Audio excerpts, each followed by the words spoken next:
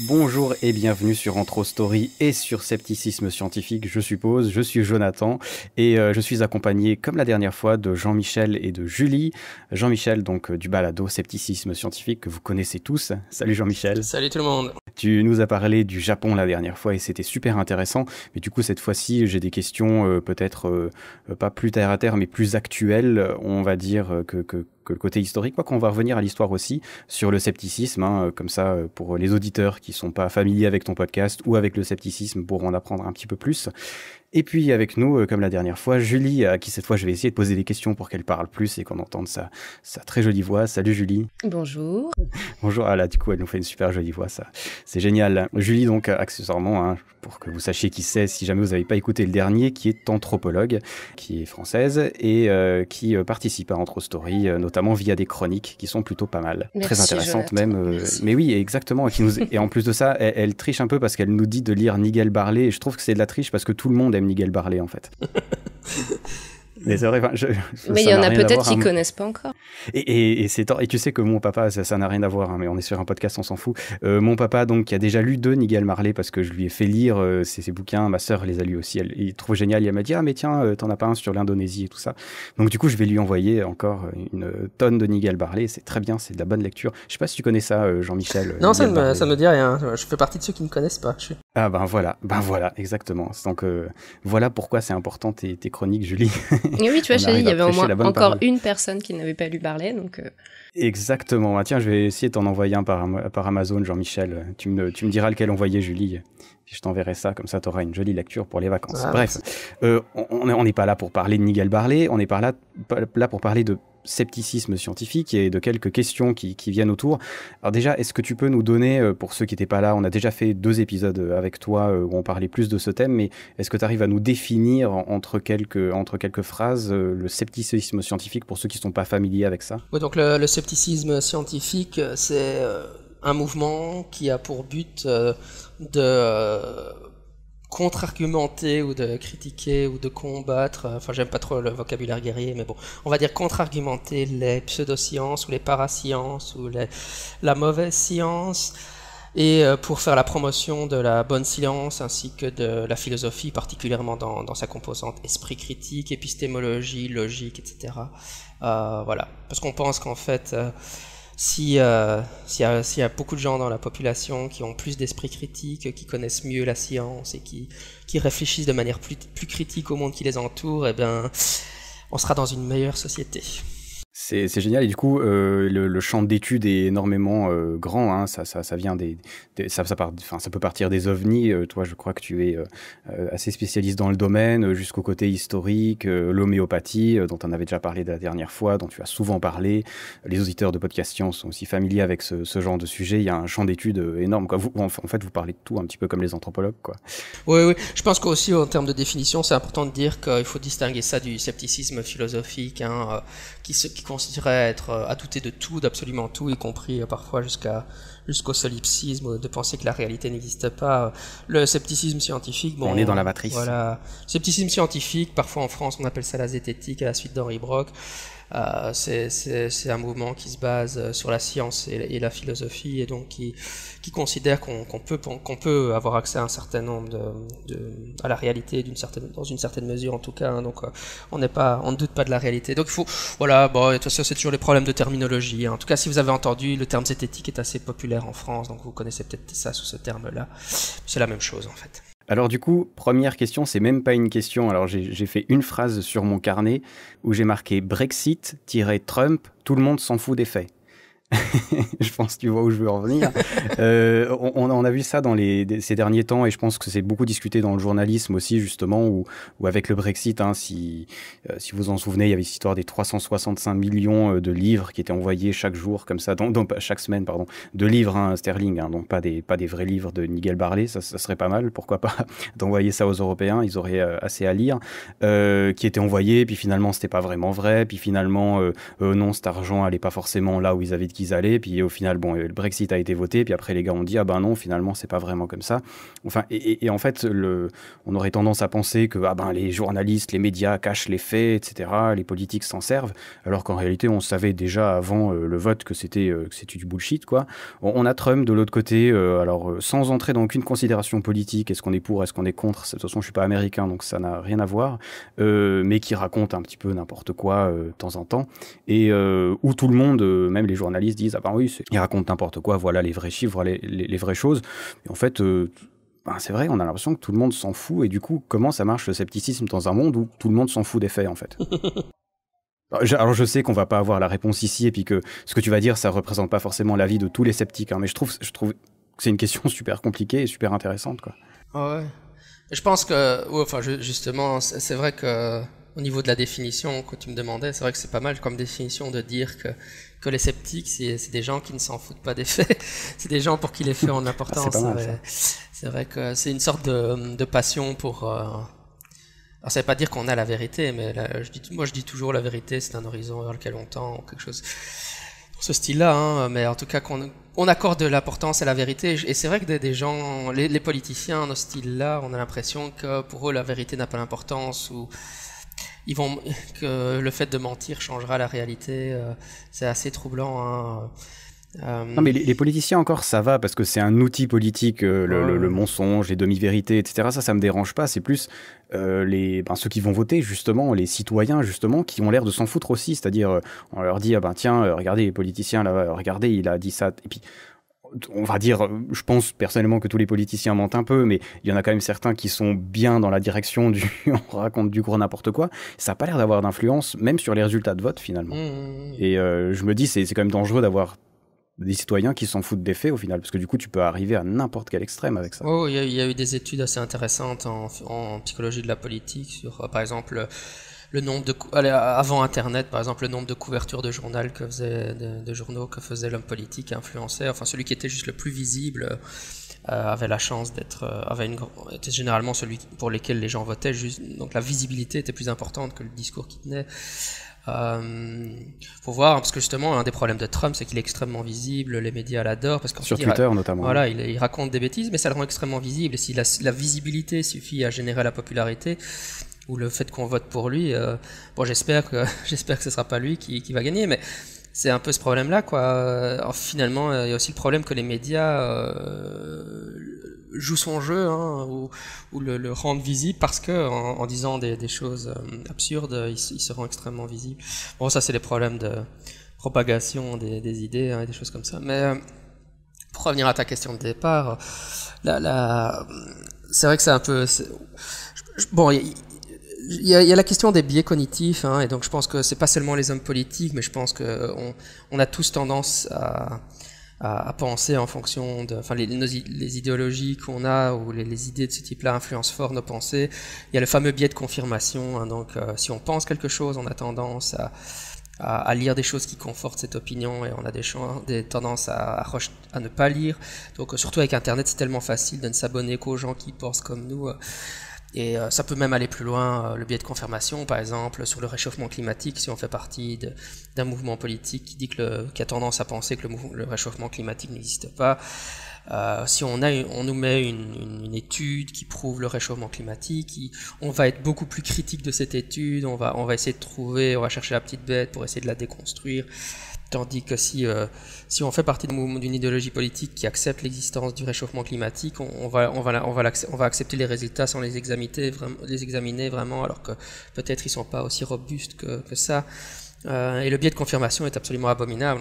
On en souffre tous. L'avantage des sceptiques finalement, c'est pas qu'ils ne souffrent pas du biais de confirmation, mais c'est qu'on en a conscience. C'est quelque chose qu'on martèle sans arrêt.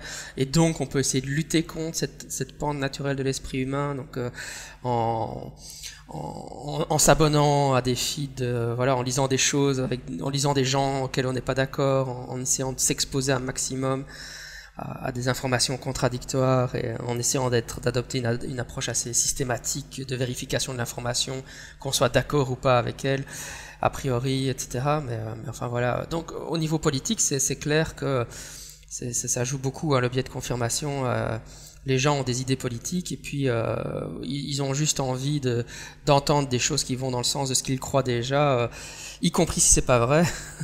Et on leur nourrit ça. Voilà, enfin c'est des choses qu'on voit.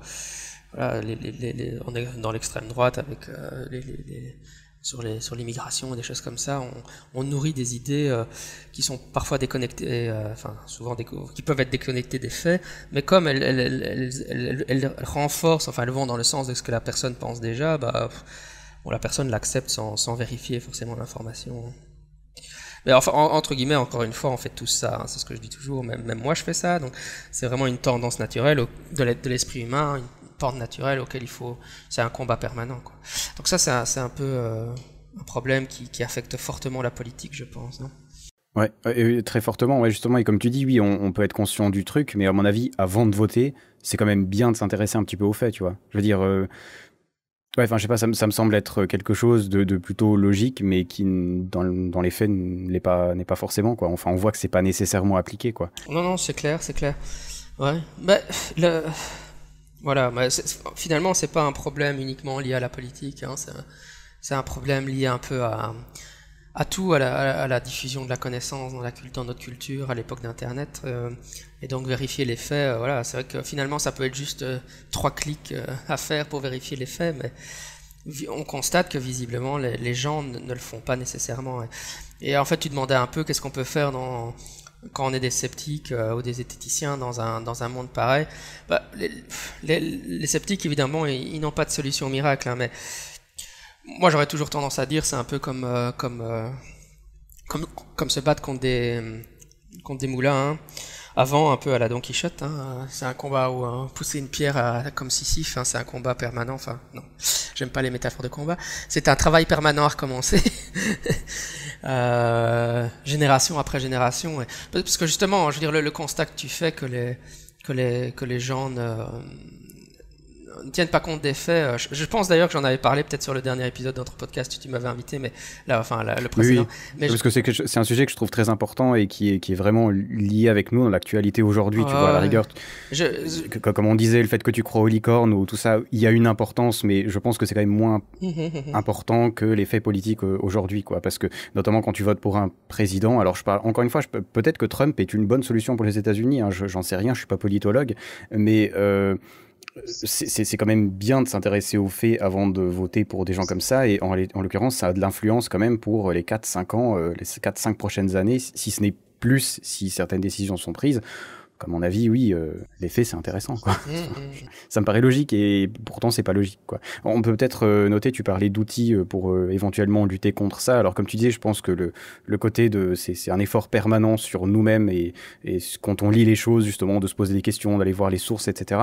Je dirais que autant, principalement Facebook et Twitter dans une moindre mesure, c'est comme tu disais, d'être ami vraiment sur Facebook, et de regarder les publications de gens qui n'ont pas le même avis que nous, justement. Alors peut-être toi justement qui visiblement n'est pas super fan de Trump, et ben quand même d'être abonné à des gens qui parlent de Trump dans des aspects positifs, parce que Facebook, ce qu'il va faire, c'est qu'il va modeler son algorithme pour que vous réagissiez à ces publications, pour qu'il puisse vous mettre plus de pubs, etc. Il y a un modèle économique derrière, mais qui va avoir tendance à modeler votre flux en fonction de vous-même. Et effectivement, comme tu dis, c'est après très dangereux parce que ça inclut des biais, et comme Facebook, on y va souvent, et même sans forcément lire les articles, on va lire les titres, on va se faire énormément d'avis sur les choses sans jamais avoir lu un article sur la chose. Et je pense que c'est d'ailleurs même le cas de beaucoup de gens qui parlent contre Trump, qui ont juste vu plein d'articles qui parlent de ce qu'ils disent complètement stupide, et peut-être qu'ils auraient un avis complètement différent s'ils avaient un flux d'articles qui parlaient de lui, je sais pas, les choses éventuellement intelligentes qu'il a dit, ou les gens qui s'entourent, j'en sais rien. Enfin, ça a une énorme influence sur soi-même, et les algorithmes luttent contre ça, contre nous, quoi, en fait. Non, c'est clair, mais je pense qu'on est un peu perdant contre les algorithmes d'Internet, hein. Ah oui. Et j'ai envie de dire qu'une solution par rapport à ça, et c'est une solution un peu bête, mais enfin basique, ou comment dire, mais finalement très importante, hein, et je pense que ça va bien avec ton podcast, parce que l'idée c'est bien de lire des livres. Mais je crois que c'est vraiment très important pour que il y a un des risques avec Internet pour la génération montante à l'heure actuelle, c'est vraiment de dire je suis informé par Internet sans arrêt, et alors on ne lit plus assez de livres. Je pense c'est probablement dommage, mais c'est vrai que c'est bien de lire sur Internet, c'est bien, mais ça présente ses défauts là, quoi. Et c'est vrai qu'à un moment, retourner vers une réflexion plus profonde en lisant un livre de politique, etc., c'est important si on veut s'informer sur les sujets, quoi. C'est vraiment... Enfin, je sais pas. C'est à la fois une idée toute bête, mais je pense que c'est important de dire aux gens de lire des livres. C'est une façon simple de lire. Enfin, c'est le fameux Fahrenheit. Hein. On est dans une culture où les livres sont en train de disparaître au profit d'Internet. Enfin, c'est pas qu'ils disparaissent, mais évidemment, ils sont dématérialisés, on les a sur des Kindle, etc. Mais je pense que pour la génération montante, ça va être tentant de plus lire des livres parce qu'on a le flux Facebook après tout. Hein, et donc, mais le problème, c'est que lire des livres, c'est pas la même chose que lire le flux Facebook pour la raison qu'on vient de donner, quoi. Bah, comme tu disais, pardon Jonathan, mais avec ce que tu disais Jean-Michel, c'est qu'Internet nous informe, on fait pas l'effort d'aller chercher une information. Alors même quand on lit des livres, on va choisir un livre qu'on nous a conseillé, un livre avec lequel on pense être plus ou moins en accord, mais le fait de faire de l'effort de le lire, on va forcément se poser des questions. Des fois, on va se rendre compte qu'on n'est pas tout à fait d'accord avec ce que la personne écrit. Enfin, on a le temps d'ingérer une information. Alors qu'avec un flux Internet, on est nourri sans avoir de recul par rapport à cette information, et donc le mot le porte en lui-même, et l'information c'est déjà quelque chose qui est mis en forme dans un but précis, alors qu'avec une lecture on a plus de liberté intellectuelle par rapport à l'information qu'on nous donne, quoi, d'être en accord ou pas avec un message. Et puis même on parle, enfin sans aller forcément dans des livres, mais il y a le côté d'aller vers des gens qui sont de référence. Alors par exemple, comme je disais, je lis énormément en anglais.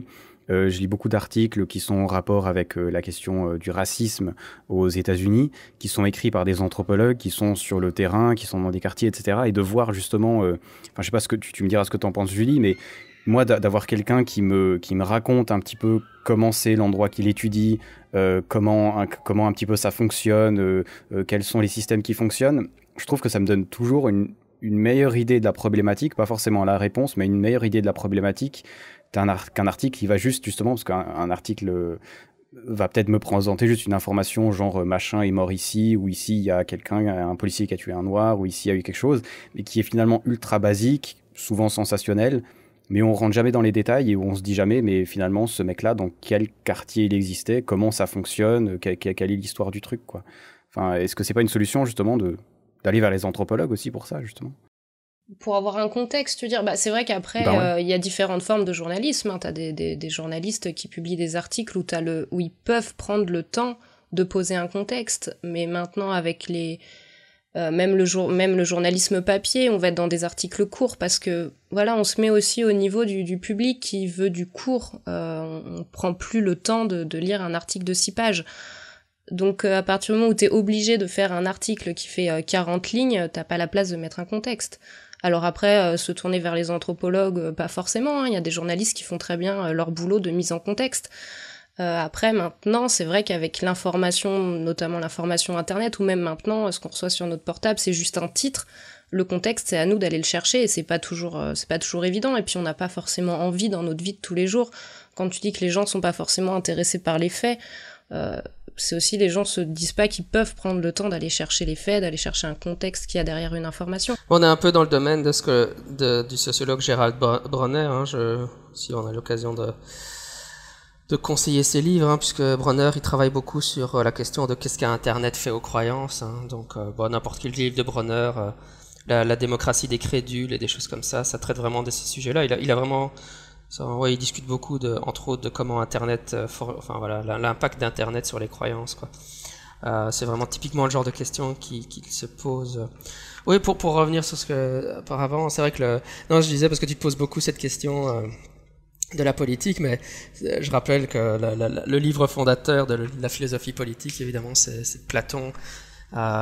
C'est la République de Platon, et la République de Platon, elle a été écrite en réaction au fait que la démocratie athénienne, qui est une des premières démocraties au monde, ce qu'elle a pris comme décision, c'est de tuer le plus grand philosophe de tous les temps, pratiquement.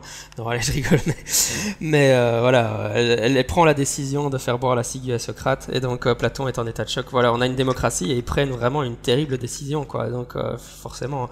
et de manière assez bizarre. Je veux dire, des solutions qu'on pourrait imaginer. Alors, c'est le problème de la démocratie, mais voilà, tu peux avoir un tyran, ça résout le problème, ou alors il faut un tyran éclairé, il faut un tyran qui est guidé par des philosophes, ou alors il faut une cité guidée par des philosophes. Bon, les solutions proposées étaient vraiment très discutables aussi, mais ce qui est marrant, c'est que le point de départ de la réflexion est la même, c'est que voilà, on est devant une démocratie où les gens prennent une décision qui semble vraiment être l'inverse de celle qu'ils devraient prendre. C'est l'impression qu'on a eue pour le Brexit, en tout cas. Qu'ils ont pris une décision. Voilà, on a l'impression qu'ils ont pris une décision sans réfléchir, sans prendre connaissance des faits, qui va à l'encontre de leurs intérêts propres. On se dit comment est-ce que c'est possible que les gens, votent de manière irrationnelle justement. Et finalement, voilà, le premier philosophe à s'être penché sur la question, Platon, c'est exactement cette question-là qui l'a motivé, quoi. Ouais. Si vous voulez, je suis en train je sais pas si tu connais les Great Courses sur Audible, Jean-Michel ou Julie peut-être. Moi je connais bien, oui. Ouais, je suis en train, alors je me rappelle plus le titre, c'est l'histoire depuis le néolithique jusqu'à maintenant de l'humanité entre guillemets, mais vue par les gens normaux, c'est-à-dire ils parlent pas vraiment des pharaons, ni des rois, ni de tout ça, ils parlent juste des gens normaux, qu'est-ce que c'était de vivre à ces époques par rapport à la religion, à la vie de tous les jours, qu'est-ce qu'on faisait comme travail, quelle était notre économie, quelle était la place de la femme dans toutes ces sociétés, etc., quelle importance il y avait. Et c'est vraiment incroyablement bien fait. Et il parle justement, quand il parle de l'histoire des Grecs, il nous met justement à la place d'un des gars qui devait voter dans la situation de Socrate, en fait. Et c'est super intéressant de se dire, dans tout cet environnement, comment est-ce qu'on se sentait de voter, pourquoi éventuellement on prenait cette décision. Et c'est un historien, c'est une lecture de 27 heures, je crois, donc qui est très longue, mais qui est géniale. Alors là aussi, oui, en audio, nous on fait un podcast d'1 heure, on nous dit déjà, mais c'est trop long, j'ai pas le temps d'écouter. Alors effectivement, un truc qui dure 27 heures, c'est peut-être compliqué pour beaucoup de gens, alors qu'en fait, c'est génial, et se tourner vers l'histoire, je trouve que c'est rarement une mauvaise idée, quoi. Mais je sais pas si toi tu les connais, oui, il y en a eu un certain nombre sur le scepticisme. Il y a celui qui réalise le Skeptic's Guide to the Universe, qui est probablement le Steven Novella, il s'appelle, qui est le podcast le plus célèbre sceptique en anglais. Il est un neurologue, il a fait deux programmes de ce type pour enseigner, un sur les biais cognitifs et l'autre sur la neuropsychologie, si mes souvenirs sont bons. Oui, c'est vraiment super bien fait, hein. C'est de très grande qualité. Hein. Ouais, je trouve ça génial. On se sent toujours un peu plus intelligent après avoir écouté ça. Oui, je voulais peut-être passer à la question suivante, parce qu'effectivement, il n'y a pas vraiment de solution à ça, hein. Et comme tu dis, je pense que à partir du moment où tu commences à te poser des questions et à aller chercher des informations, je voulais quand même répondre, c'est quand même plus sérieusement. Enfin, j'ai répondu sérieusement à la question, mais je pense que les sceptiques, l'intuition qu'ils ont, c'est qu'il faut éduquer le public. C'est ça qui répondrait, tu vois. C'est dire, il faut essayer d'encourager la pensée critique dans le grand public et l'esprit critique. Mais évidemment, c'est une chose qui est plus difficile à dire qu'à faire, d'encourager l'esprit critique dans le grand public. Et donc, il y a des choses qui se font de ce côté-là, ou des réflexions qui ont lieu de comment encourager l'esprit critique dans le grand public. Il y a même des études qui sont faites. Il y en a une qui... Oui, d'ailleurs, il y a Nicolas Gauvry, qui est un psychologue qui travaille avec moi sur scepticisme scientifique. Il vient de commencer un site web qui s'appelle espritcritique.info, donc je le recommande. Et sur cette plateforme, il émet des liens vers les recherches scientifiques qui se font sur l'esprit critique. Parce que souvent, on essaye d'encourager l'esprit critique, mais après, il faut voir ce qui marche vraiment. Il y avait une étude assez marrante, c'était qui avait conclu que enseigner la logique rendait les gens réellement un peu plus logiques, quoi. Et c'était marrant parce que, en fait, on rigole quand on lit le titre, mais en fait, c'est une vraie question. Si je donne un cours de logique à des gens, par exemple des étudiants universitaires en première année, est-ce que après, lorsqu'on leur demande de résoudre des tâches de logique, est-ce qu'ils raisonnent de manière plus logique après? Et les résultats étaient pas... il y avait eu plusieurs études dont les résultats étaient pas si convaincants que ça, quoi. Hein. Et là, ils avaient trouvé un effet qui était pas monstrueux. Hein. Donc voilà. Il y a des recherches qui se font sur ce sujet-là. Et donc, c'est vrai qu'il y a enseigné...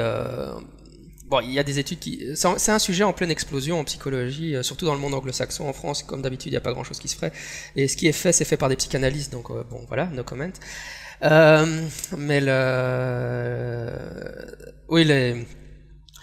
Je pense qu'évidemment, à ce stade-ci, ce qu'on peut faire, il y a des choses comme la pratique de la philosophie avec les enfants, qui est très intéressant de Lippmann, hein, où on prend des classes d'enfants et on les fait débattre sur des questions philosophiques.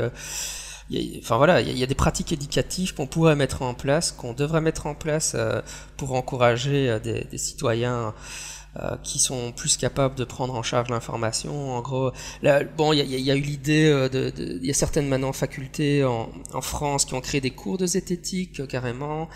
Évidemment, ça c'est un niveau universitaire. Et ça arrive assez tard. Ouais, ça arrive assez tard, oui, voilà. Voilà.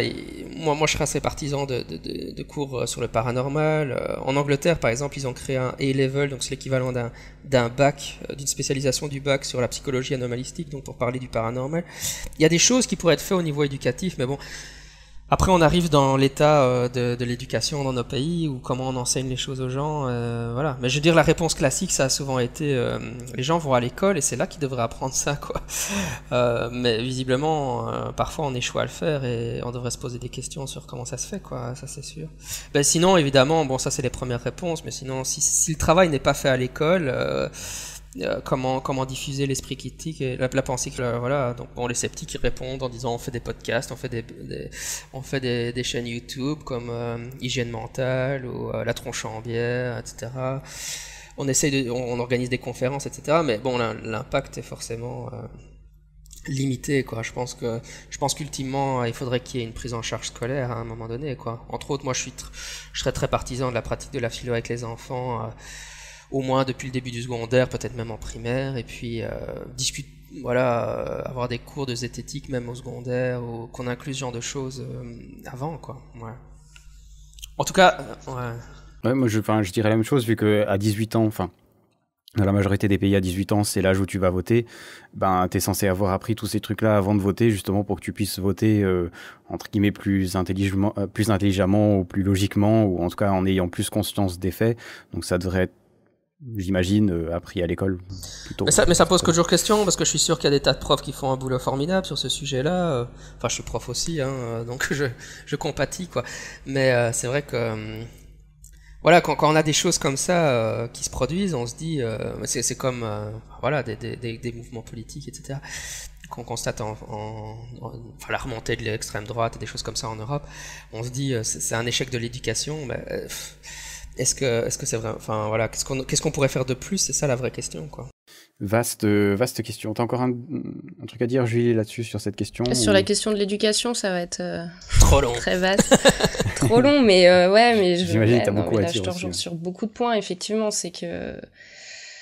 Voilà, faire des podcasts et tout, c'est bien, mais on va déjà toucher des gens qui ont déjà la curiosité d'aller chercher une information. Et c'est vrai que si cette formation à la curiosité, à l'esprit critique se fait pas plus tôt, voilà, faire des cours de zététique à la fac, c'est bien, mais on s'adresse déjà à des gens qui ont plus de 18 ans. Et c'est pas suffisant. C'est pas suffisant. Ouais, alors souvent, ouais, j'imagine que tout le monde fait pas la fac en plus. Et puis alors, souvent on dit, bon, les sceptiques, ils vont dire, il faut confronter les croyances des gens, mais c'est toujours plus difficile à dire qu'à faire. Enfin, l'exemple classique, c'est si j'ai quelqu'un dans mon feed Facebook ou dans mes amis Facebook qui défend l'homéopathie, comment lui commencer à mettre un germe de doute dans son esprit, ou encore dans un repas de famille. Enfin, c'est des questions auxquelles les sceptiques sont tous confrontés, hein. Voilà, donc c'est aussi parce que finalement on peut aussi, enfin moi une idée ça va être de dire bah voilà, les sceptiques sont dans la société, il faut si on en parle, mais le problème c'est que voilà, on lutte contre les tendances de l'esprit, donc c'est très difficile d'avoir une conversation sur l'homéopathie par exemple, et sans que la personne se raidisse ou ne prennent mal les remarques qui sont faites, et donc on n'a pas le fait voulu, quoi. Donc on lutte, c'est d'où la métaphore de Sisyphe ou des moulins dont je parlais avant, quoi. Ouais, c'est justement ma question suivante, hein, qui est logique, justement. Et toi tu parles alors peut-être de l'homéopathie, ou je sais pas, il y a quelqu'un qui va nous raconter une histoire d'extraterrestre et on va lui lui poser des questions peut-être, mais il y a aussi d'autres questions qui sont pas nécessairement liées directement au scepticisme, mais la question du racisme, par exemple, ce qu'on appelle le racisme. Il y a plein d'autres questions. Enfin, on en a discuté dans l'épisode précédent, par exemple, du sexisme, qui est quand même extrêmement présent, et quand on voit les réactions, alors même s'il faut les tempérer parce que c'est des réactions Internet, et on sait qu'Internet c'est pas vraiment le vrai monde et que ceux qui parlent ont plutôt tendance à être les gens qui sont extrêmes, parce que les gens qui s'en foutent vont rien dire. Mais on avait parlé des extraits de Star Wars qui sont sortis et voilà, c'est le féministe. Et en même temps, c'est toujours très difficile, je trouve, quand tu es dans une discussion, encore plus quand tu es en groupe, quand tu as quelqu'un qui sort un truc que tu juges être vraiment sexiste ou comme on dit, un petit peu raciste quand même. Généralement, quand on dit que c'est un petit peu raciste, c'est qu'on a envie de tempérer le truc parce que c'est un pote, mais au fond, c'est quand même assez raciste. Et j'imagine toi, par exemple, ou même moi, quand tu as quelqu'un qui parle d'homéopathie, c'est comment est-ce qu'on réagit face à ça? C'est quoi la bonne manière de faire? Alors, rentrer dedans directement, oui, ça, on sait que c'est pas très efficace, mais comment est-ce qu'on fait, en fait? Je trouve ça personnellement, moi je pense qu'Internet c'est le vrai monde aussi, hein. Je veux dire, je questionnerais la prémisse de dire qu'Internet c'est pas le vrai monde. Je veux dire, les gens sur Internet, dans le sens que ils tu ne vois, le diraient pas, ils le si tu penseraient, prends mais ils ne le diraient pas à voix haute. Mais je veux dire, ils le pensent quand. Non, pas dans ce sens-là. C'est que si tu prends 10 000 commentaires YouTube d'un extrait de Star Wars où il y a une femme et que dedans il y en a X milliers qui sont jugés sexistes, tu peux pas faire un pourcentage et le mettre dans le monde réel et dire que c'est le pourcentage de gens qui sont sexistes. Tu vois, ça, à mon avis, c'est faire des statistiques à la con, tu vois, parce que moi, je vais regarder l'extrait de Star Wars, je trouve absolument aucun problème à ce que ce soit une femme, je vais juste faire un like sur la vidéo et je m'en fous, je vais pas commenter, quoi. Les gens qui vont commenter vont être plutôt ceux qui, justement, ça va les choquer parce que ils ont les pensées qu'ils ont et du coup ils vont réagir et on va les compter dedans. Mais c'est ce que je dis, c'est le vrai monde, mais les statistiques, tu peux pas les prendre.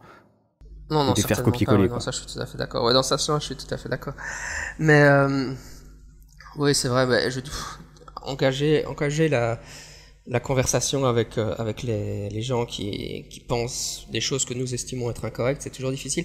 Moi, je pense que pour moi, le scepticisme, c'est souvent. J'aime bien rappeler que le scepticisme, c'est aussi voir les défauts chez nous, hein, et pas seulement chez les autres, hein, parce que bon, c'est toujours important de voir les biais de réflexion ou les erreurs que nous on peut faire. Donc, avant de jeter la pierre aux autres, c'est toujours bien de voir les nôtres, parce qu'on est tous, on est tous un peu aussi pris dans des mythes et des réseaux de croyances, etc. Donc, je pense que le scepticisme, moi, personnellement, je me fais souvent l'avocat le scepticisme, c'est avant de vous regarder vous-même dans le miroir, avant de jeter la pierre aux autres. Mais si vous voulez interagir avec quelqu'un d'autre sur ces sujets-là, c'est vrai que c'est extrêmement difficile parce que simplement il y a déjà le fait que quand on discute avec quelqu'un, les gens changent pas d'avis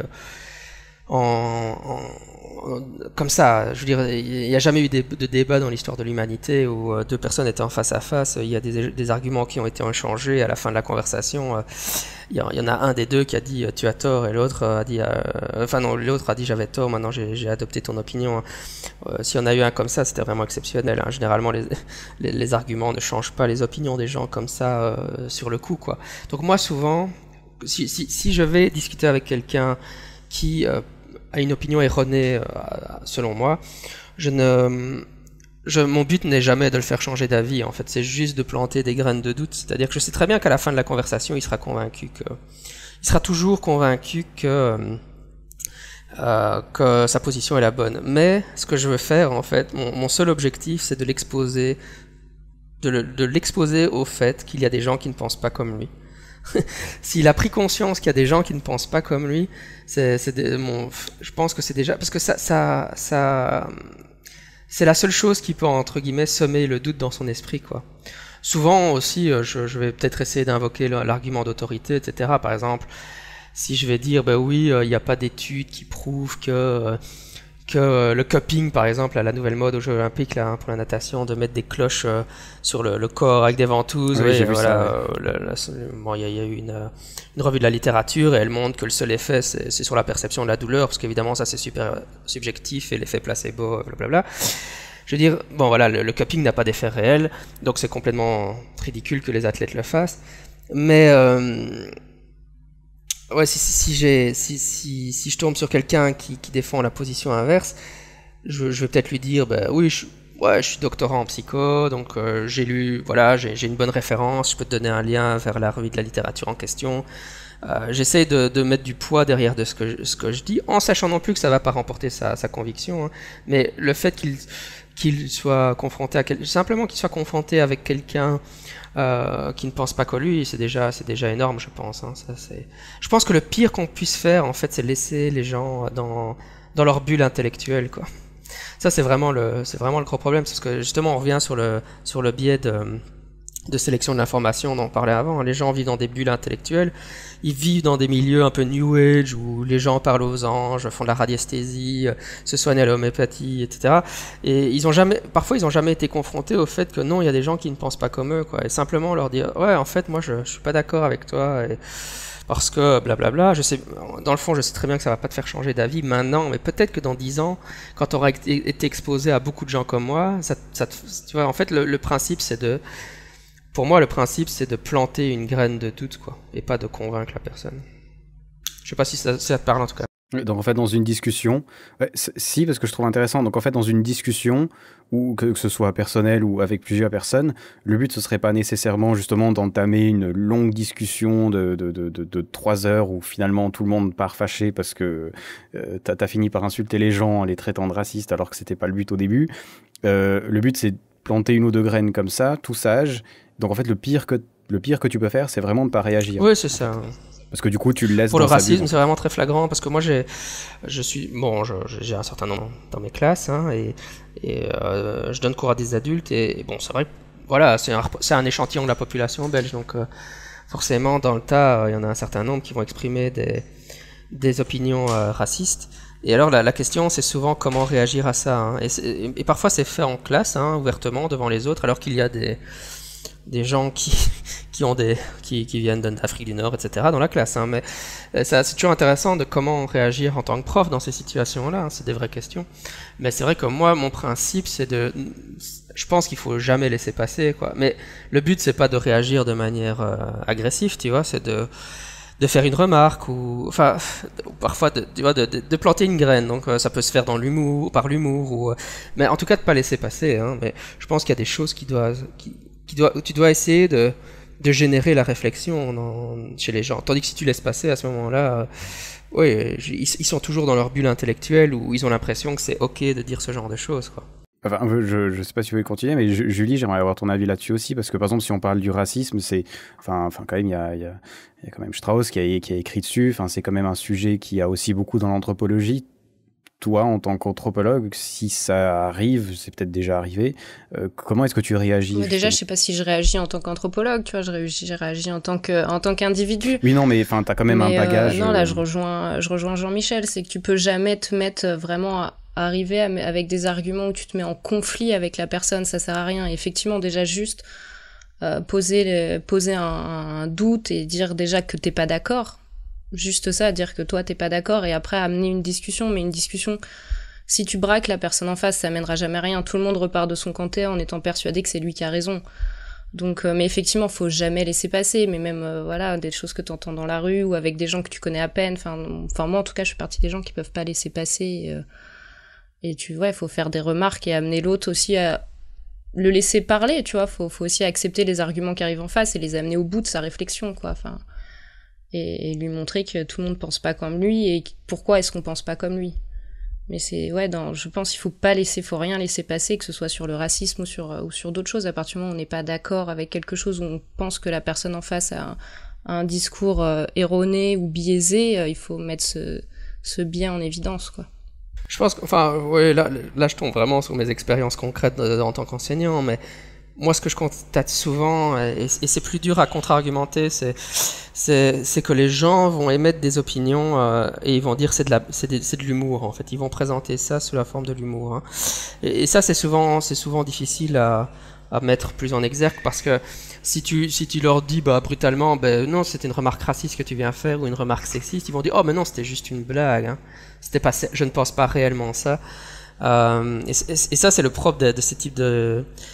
Je pense que ce type de remarques sont en fait finalement plus difficiles à contre-argumenter que les autres, hein. Un exemple classique que moi j'entends beaucoup, c'est l'expression quelqu'un fait une remarque, une fille fait une remarque, et souvent les filles sont le vecteur de ce genre de représentation, et alors elles vont dire mais je suis pas blonde, hein, ou je suis blonde, quelque chose comme ça, je suis blonde, hein. Donc c'est une remarque sur les blondes, parce que toutes les blondes sont connes, c'est bien connu. Voilà, et ça c'est toujours... Julie n'est pas blonde. Ça va. Non, mais ma sœur appréciera énormément cette réflexion. Et ça c'est vraiment surtout quand ça sort de la bouche d'une fille, c'est vraiment très dur à confronter, quoi. Et moi j'ai souvent ça en classe ou même sur internet, on lit. Et alors, moi j'ai tendance à pas laisser passer, quoi. Hein. Je dis, ouais, mais pourquoi tu penses vraiment que toutes les blondes sont des imbéciles ou... J'essaie de questionner la personne sur ses représentations. Je dis, mais vraiment, tu penses vraiment ça ou alors, je sais pas, il y a une blonde dans la classe là. Tu crois qu'elle est contente que tu aies dit ça? Mais je pense que c'est le plus dur à combattre parce que c'est des représentations que les gens véhiculent à l'insu de leur plein gré. C'est-à-dire qu'ils ne perçoivent même pas que ce qu'ils disent est soit sexiste ou raciste ou quelque chose comme ça, quoi, tu vois. La force, c'est plus, c'est même des traits de langage, quoi. C'est une réflexion qui sort, voilà, qu'on a toujours entendu dire et qu'on dit, ouais, ça devient un tic de langage sans penser vraiment les implications qu'il peut y avoir derrière. Ouais. C'est vrai que moi, typiquement, c'est le genre de truc où, alors, c'est pas dans mes expressions, mais j'aurais pas forcément réagi parce que je sais pas, justement, comme tu dis, Julie, pour moi, c'est genre des expressions et en fait, c'est quand même pas si cool que ça, quoi. Bah. Ouais, c'est intéressant. Oui, parce que je pense que bon, ça c'est un peu le problème si on lit les écrits des féministes ou des gens qui ont travaillé sur le racisme, c'est ça, hein, c'est que la culture un peu cristallise parfois et il y a des expressions comme ça qui sont juste des manifestations du sexisme ambiant. Hein, voilà, enfin c'est un peu. Il y a toujours des expressions où je ne sais pas vraiment comment les dire, donc du coup tu les dis plus tout simplement. Je pense que c'est le mieux à faire, mais où elles sont tellement empreintes de, comme tu dis, de sexisme qu'en fait il y a tout simplement pas moyen de. Ou tu les dis ou tu les dis pas en fait. Mais bref. Bon, en gros, il faut essayer de faire passer, il faut faire passer aux gens l'idée qu'il faudrait plus les dire, quoi. C'est pas des expressions qui méritent d'être utilisées. Oui, mais je pense que en même temps, enfin, il y a des expressions racistes vraiment, enfin. Après, en même temps, en disant ça, ça veut dire que celles qu'on n'a pas éliminées sont pas racistes, donc c'est un petit peu embêtant. Mais disons qu'il y a des expressions qu'on a abandonnées, je sais pas, ces 20-30 dernières années, et on a réussi à le faire, donc. Peut-être c'est que maintenant on est juste dans la transition, on va dire, on va se dire ça pour se consoler, quoi. Mais ouais. Mais il y a encore du travail à faire, hein, ça c'est sûr. Il y a eu pas mal de réactions intéressantes sur les remarques sexistes aux Jeux Olympiques, hein, avec les commentateurs qui font en disant des athlètes, bah oui elle fait bien ça, etc. Oh oui elle est quand même jolie, enfin des remarques qui se permettraient jamais de faire sur les garçons. Donc voilà, c'est toutes des remarques que les gens font, mais je pense qu'ils véhiculent des stéréotypes, évidemment, et qui ne se... Enfin voilà, bon, ça c'est toujours le problème de la lutte contre le sexisme et le racisme à travers tel qu'il est présent dans le langage. Mais je pense que vous avez raison les deux de dire qu'il faut pas laisser passer, parce que mais des fois j'avoue c'est difficile parce que t'entends toi je sais pas, c'est 7h du matin, tu viens de te lever, tu dis ouais non mais c'est bon quoi, je vais pas réagir quoi, et en fait le problème c'est que si personne réagit, ces gens ont jamais l'occasion d'avoir entre guillemets une confrontation, une autre idée qui vient, et elles risquent de rester dans leur truc, et ce qui peut mener à des extrêmes dont on a parlé au début de l'épisode, genre Brexit, Trump, etc. Je trouve ça assez intéressant. Mais pour la lutte contre le racisme, je pense, enfin là c'est le prof de langue qui parle, mais je pense que le travail sur l'interculturel est super important, et là je suppose que ça devrait plaire aux anthropologues, mais moi je pense que justement quand les gens... Un des problèmes d'ailleurs, je pense, pour moi, dans nos cours de langue, en tout cas, je sais pas trop quelle est la situation en Suisse, mais en Belgique, ça a souvent été, les langues sont forcément des langues européennes, donc c'est l'anglais, néerlandais, italien, espagnol, allemand. Hein. Mais le problème, c'est que si on proposait aux jeunes d'apprendre des langues comme le chinois, ou on pourrait évidemment aller vers le turc ou l'arabe à l'école, parce qu'évidemment, apprendre une langue, c'est évidemment vecteur d'apprentissage de la culture et d'apprendre les différences culturelles. Moi, je travaille beaucoup, en fait, finalement, en enseignant le japonais sur les représentations culturelles que les gens ont. Et évidemment, l'avantage du Japon, c'est que la culture est radicalement différente. Du coup, les gens sont vraiment confrontés à l'altérité assez fort. Mais c'est beaucoup moins que si on travaille sur le néerlandais en Belgique, par exemple. Mais bon, de toute façon, faire des langues, c'est bien de manière générale, mais je pense que si on enseignait aux jeunes des langues plus lointaines, hein, qui les confrontent à des altérités plus différentes que la culture britannique pour les Belges ou la culture allemande pour les Belges, hein, qui sont quand même toujours des cultures occidentales, finalement issues de la même lignée Voilà quoi. Ça serait, ouais, voilà, travailler sur l'interculturel pour apprendre aux gens à respecter plus les autres cultures, respecter plus la différence. C'est certainement la voie royale. C'est dommage pour moi ce centrage à l'école secondaire sur les langues occidentales, c'est un peu problématique. Hein. Maintenant, ceci dit, il faut mettre des bémols, puisqu'évidemment en France, il y a pas mal de cours de japonais qui sont ouverts avec les années et la popularité du japonais. Hein. Donc tout ça, c'est des choses qui évoluent, mais c'est des choses vers lesquelles on doit plus aller, évidemment. Non, pour revenir sur cette histoire de langue, ça évolue, mais à des niveaux pareils, on reste sur de la fac ou du lycée. Enfin, quand on voit que, finalement, c'est pas passé en France, mais qu'on voulait supprimer les classes bilingues, alors effectivement, hein, c'est bilingue avec d'autres langues européennes, mais ça reste déjà quand même une ouverture, surtout dans des classes bilingues où on travaille vraiment à fond sur la culture de la langue qu'on apprend.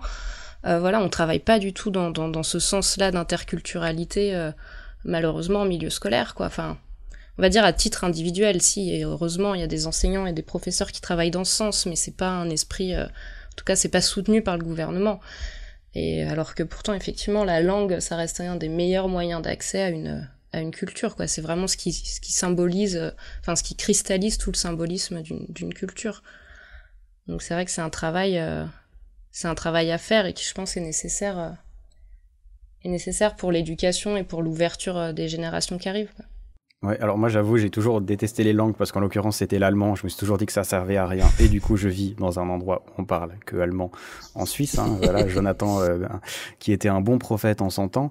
Ceci dit, je trouve aussi, moi je dirais la même chose sur l'histoire aussi, où des fois je me pose je me dis d'un côté, oui, apprendre l'histoire de la Suisse, c'est important, mais est-ce que c'est pas important d'apprendre l'histoire d'ailleurs? Mais après, en même temps, bon voilà, il y a un programme, il y a des heures de cours, il y a machin. Mais je me dis par exemple, c'est en regardant Marco Polo que je me suis mis à lire des livres d'histoire qui parlaient de la Mongolie justement, et notamment de Kubilai, etc. Et je me disais, mais pourquoi on m'a jamais rien dit là-dessus, quoi? Ces mecs-là ont juste eu la moitié du monde dans leurs mains, ils sont partis des steppes, ils ont bousillé la Chine, enfin c'est en très résumé, hein, c'est pas vraiment ça, mais je me dis, mais pourquoi on m'a jamais appris ça à l'école? Et du coup, maintenant, j'ai une vision, il me semble, de la Chine et de la Mongolie qui est complètement différente que celle que j'avais avant. Après, il y a bien entendu les voyages, mais qui viennent après aussi, hein, où je pense que quand tu as l'occasion de voyager, même aux États-Unis ou ailleurs, tu vois quand même les choses vraiment différemment, je trouve, et tu te mets à mettre des poids différents et à relativiser beaucoup les choses. Mais à l'école, on va dire que c'est un peu... Peut-être on devrait envoyer nos enfants chaque année dans un pays différent, ça irait mieux, je sais pas. Mais après, tu peux pas demander à l'école de t'apporter un savoir exhaustif sur toutes les autres cultures, sur toutes les autres langues et toutes les autres histoires. Après, le boulot, c'est vraiment d'être capable quand même de semer de la curiosité chez les enfants, c'est tout. Enfin, à partir du moment où tu ouvres une porte, je suis moins curieux, même un cours de découverte sur une langue, même sans en faire tout un semestre ou une année, ça peut être suffisant, tu vois, pour juste créer de la curiosité. Après, c'est à toi, à côté de l'école. L'école peut pas être là pour tout apprendre. Elle est là pour t'apprendre à justement aimer apprendre et à être curieux. Enfin, elle devrait être là, en tout cas. Ça devrait être sa mission. Après, j'ai l'impression qu'en France, mais je suis pas certain, mais vous êtes pas mal, en tout cas dans les cours d'histoire, vous êtes pas mal centré sur l'histoire française, justement avec tous les Louis, les machins. Et je me dis, ben oui, est-ce que finalement, c'est pas qu'on s'en fout, mais on pourrait laisser plus de place à d'autres choses ailleurs aussi.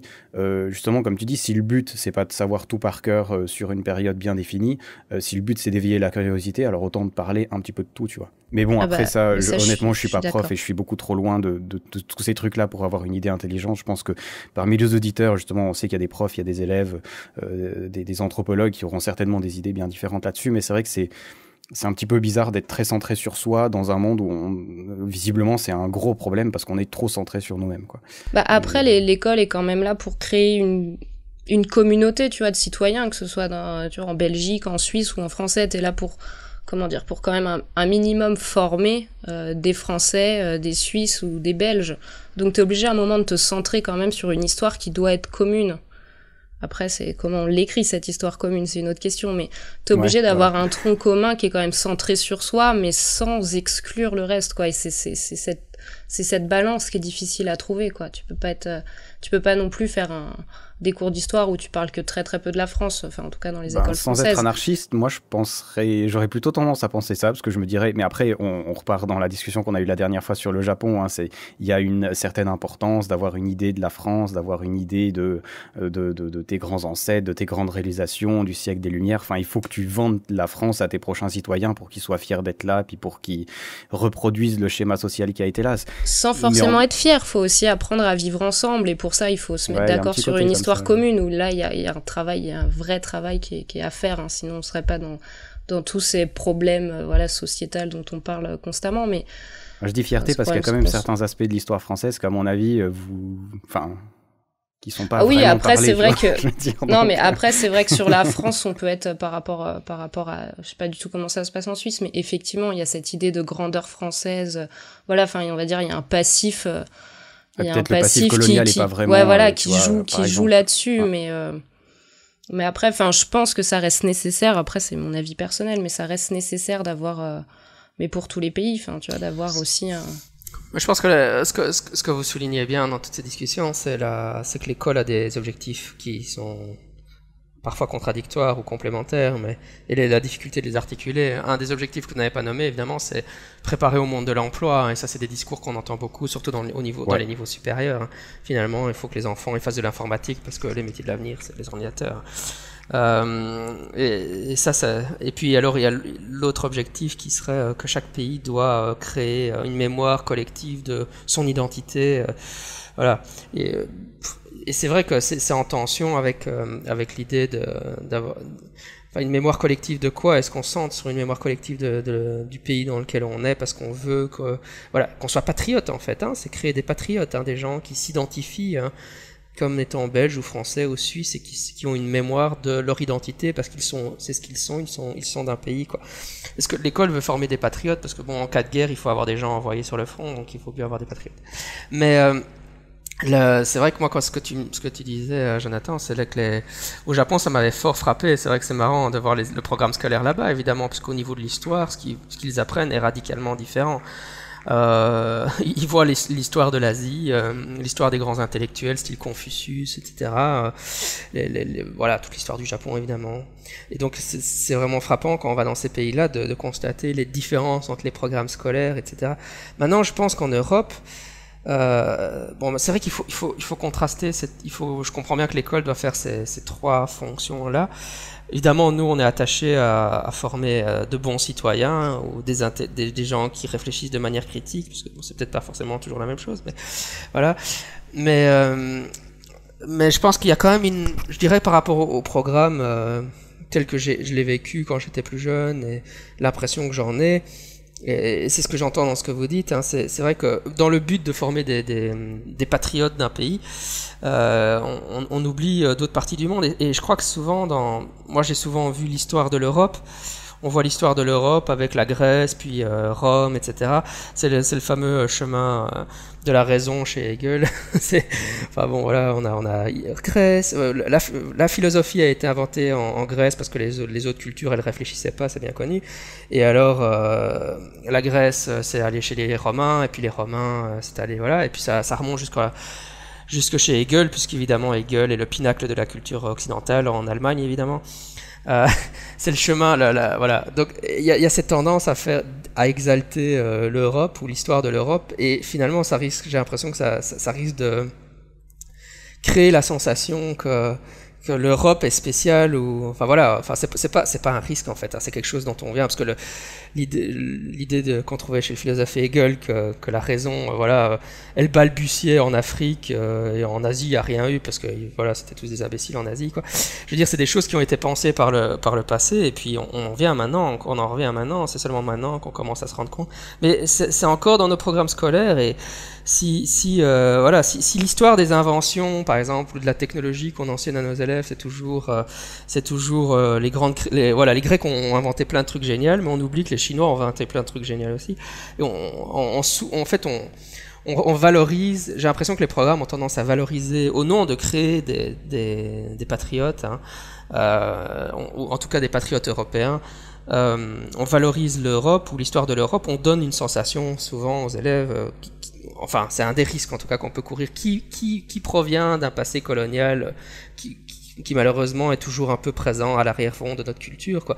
Que l'Europe serait spéciale, particulière, que c'est là que la raison se serait incarnée, pour reprendre le vocabulaire d'Hegel, et que les autres pays, c'est bien qu'on les ait colonisés pour leur apporter la raison, parce que voilà, on a fait une œuvre civilisatrice. Enfin, il y a quand même toujours cette idée-là, et je pense que ce que tu essaies de dire, Jonathan, c'est que, et c'est ce que j'ai eu en voyant ce programme scolaire japonais, quoi. Il y a plein d'intellectuels fascinants au Japon qu'on n'apprend pas chez nous. Ben forcément, en ne les apprenant pas, on a l'impression que tout s'est fait chez nous et que rien d'intéressant ne s'est fait vraiment ailleurs, quoi. Exactement, et je trouve que ça se retrouve bien en plus si on parle par exemple, alors des Français, en Suisse je pense que c'est un petit peu différent parce qu'on n'a pas la même histoire et les mêmes rapports avec les États-Unis, mais par exemple, si on reprend sur Trump pour faire des jolis liens dans l'épisode, où les Français disent ah ouais, c'est les Américains de toute façon ils sont cons, ils ont un président con, ça va très bien, tu vois. Et moi quand j'entends ça, je dis mais les gars, sérieux, vous pouvez pas dire ça, quoi. Enfin, c'est pas du tout ça, quoi. Mais en même temps, c'est pour les gens qui ont jamais été aux États-Unis, qui voient les États-Unis seulement sous un certain prisme, qui ont jamais lu l'histoire des États-Unis, qui captent pas l'anglais. Je peux comprendre, tu vois, que avec notamment l'école, ben t'en arrives à penser un petit peu ça, quoi. D'une façon beaucoup plus extrême, j'étais en Chine et j'étais à Pékin, j'ai discuté avec pas mal de jeunes Chinois, et quand tu vois ben oui, bon, c'est un petit peu l'extrême, c'est vrai, mais ben ouais, j'ai pas l'impression qu'on est forcément dans un chemin différent, quoi. On est un petit peu moins extrême parce qu'on est un petit peu moins fermé, puis on n'a pas le choix. Mais des fois, j'ai l'impression que s'il y avait la possibilité de donner le même enseignement qu'en Chine par rapport à la Chine en France, on le ferait en fait, parce que c'est beaucoup plus pratique et ça fait des citoyens qui sont beaucoup plus normés et c'est très bien, quoi. Mais du coup, ouais, enfin... Mais bon, après, c'est presque plus philosophique qu'autre chose, mais je pense que c'est des questions super importantes, quoi. Tout en mettant quand même comme bémol qu'on sait bien qu'il y a des enseignants qui font un super boulot et qui essaient de... Ah non, mais c'est absolument pas, en l'occurrence, c'est absolument pas les enseignants, parce qu'ils font aussi le programme qu'on leur donne de faire, et comme tu dis, il y a des enseignants qui sont absolument géniaux, j'ai aucun problème avec ça, c'est plutôt la couleur qu'on donne à l'enseignement d'une façon générale, quoi, en fait. Enfin, je sais pas, vous avez encore quelque chose à dire sur ce sujet, parce que bon, on pourrait en parler pendant des heures, mais... Ouais, voilà, c'est une question très vaste que la finalité qu'on donne à l'enseignement, en tout cas l'enseignement public, quoi, dans nos sociétés, mais effectivement, on voit bien qu'il y a du boulot à faire, quoi. Ok, et ben c'était encore une fois super intéressante. Peut-être pour rester dans un temps pas trop long, est-ce que vous pourriez me donner...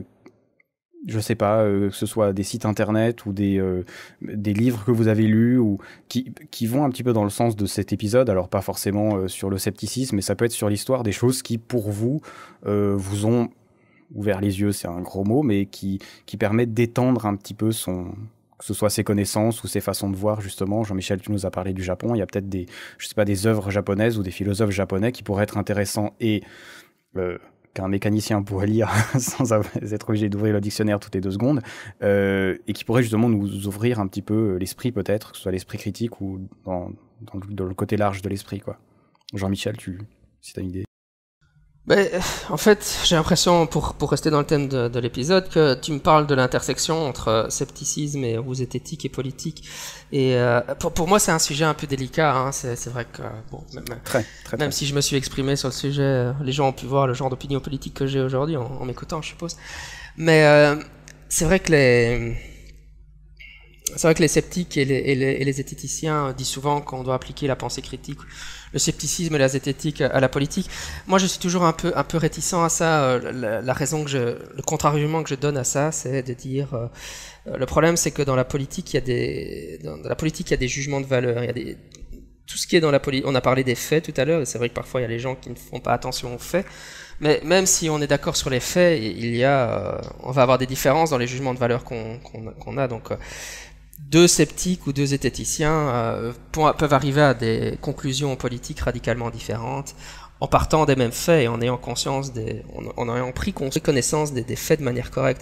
Et donc souvent ça peut être source d'énormes tensions. Il y a d'énormes divergences politiques au sein du mouvement scepticisme, du scepticisme. dans le fond, c'est pas une mauvaise chose. Je pense que c'est bien, mais bon, souvent le problème lié à ça, c'est que si un sceptique défend une position politique, bon, aux États-Unis, il y a beaucoup de sceptiques qui sont des libertariens.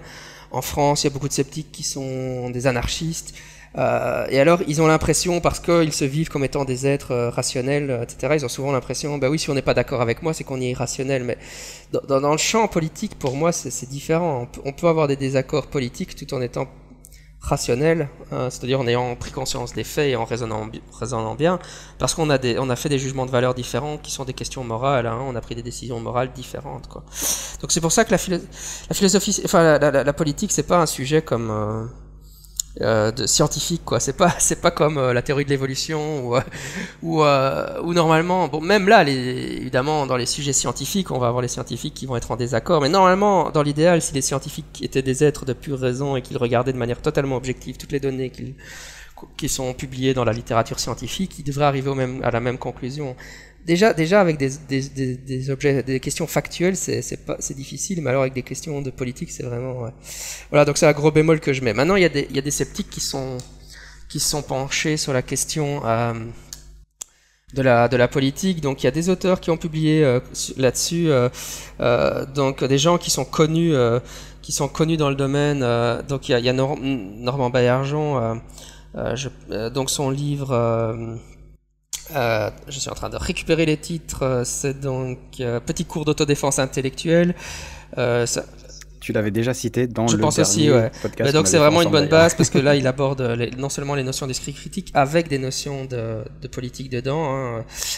Alors après ça, un autre auteur qu'on peut citer qui a travaillé sur des questions de politique, c'est Michael Shermer, qui est un sceptique américain. Et lui, en fait, c'est un libertarien, donc on saute d'un courant politique à un autre, hein. Donc en fait, tous ces sceptiques ont été critiqués pour les positions qu'ils défendent par d'autres sceptiques parce qu'ils ne sont pas d'accord avec les positions politiques des dits sceptiques. Mais bon, c'est des bonnes lectures pour réfléchir à ces questions-là. Et puis comme on doit lire des gens avec qui on n'est pas d'accord, ça tombe bien. Ça marche de toute façon. Ouais. Donc il a écrit en anglais The Moral Arc, l'arc moral, hein, ça c'est sur le progrès moral à travers le temps. Et il a fait des livres aussi sur l'économie, hein, bref, vous cherchez Michael Shermer, c'est le fondateur de la Skeptical Society. Il a publié un certain nombre d'ouvrages sur l'économie et sur la politique et sur la morale. Voilà, alors après, on rentre dans des eaux plus turbulentes et la moitié des sceptiques vont m'adorer pour les citer et l'autre moitié des sceptiques vont me détester parce que je vais les citer. C'est donc évidemment Noam Chomsky. Désolé à tous ceux qui détestent Noam Chomsky, mais je l'ai cité, voilà, c'est fait. Et puis c'est à la fin du podcast, il y a de toute façon que les fans de toi et de nous qui écouteront, donc ça va. Voilà, mais franchement, ici les gens que je cite, hein, c'est pas des gens où je suis en train de dire je les cite parce que je suis d'accord avec eux sur quoi que ce soit. Je les cite parce que c'est des références dans la communauté sceptique qui ont écrit sur la politique et que c'est des gens qui sont intéressants à lire de toute manière, quoi. Voilà, c'est tout ce que je dis à leur sujet. C'était le but de ma question d'ailleurs. Voilà, Noam Chomsky, évidemment, il a fait énormément de publications. Il y a même des documentaires sur lui sur Netflix. Donc si vous connaissez pas l'œuvre de Noam Chomsky, allez la lire. Évidemment, il a beaucoup réfléchi sur les questions politiques. Et encore plus controversé, nous avons Bricmont en Belgique, Jean Bricmont, qui est dans la lignée de Chomsky. Et qui est aussi là c'est parce que c'est un peu un cocorico belge, je cite un sceptique belge. Il est connu chez les sceptiques parce qu'évidemment il a écrit Imposture intellectuelle qui est un classique avec Alan Sokal, mais il a écrit un certain nombre d'ouvrages comme Impérialisme humanitaire, Droit de l'homme, Droit d'ingérence, Droit du plus fort, La République des censeurs, etc. Alors encore une fois, il y a des sceptiques qui le vomissent allègrement, mais je l'ai cité, voilà.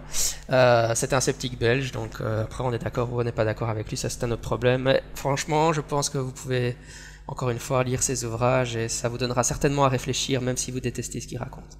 Ok, c'est parfait, merci pour tes conseils. Julie, toi aussi, alors du coup, qui fait des chroniques sur de la lecture, donc t'es obligée de nous conseiller un truc.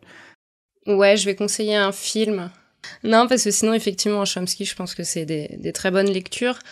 Après, voilà, on aime ou on n'aime pas, mais c'est vraiment toujours très intéressant à lire. Non, moi j'ai pensé au cours de la discussion à un film, Fethi 1453, qui est une des plus grosses productions cinématographiques turques, qui est sortie en 2012, et ça permet de voir le point de vue turc, enfin, ça reste un film de propagande, hein, comme toutes les grandes productions cinématographiques, le point de vue turc sur la prise de Constantinople, où là, les chrétiens sont les méchants et les musulmans les gentils.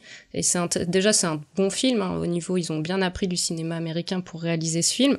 Donc c'est un film qui, franchement, se regarde très très bien, mais qui permet, c'est d'autant plus facile que c'est pas le regard qu'on a l'habitude d'avoir sur cette période de l'histoire, de voir tout de suite les aspects propagandistes, qu'on n'a pas forcément l'habitude de repérer dans les films, on va dire, qui prennent le point de vue de notre histoire, en tout cas de l'histoire qu'on connaît. Voilà, c'est tout, c'était la petite idée film, pour rester dans cette idée de voir un autre point de vue, des choses comme ça. Écoute, c'est au moins original.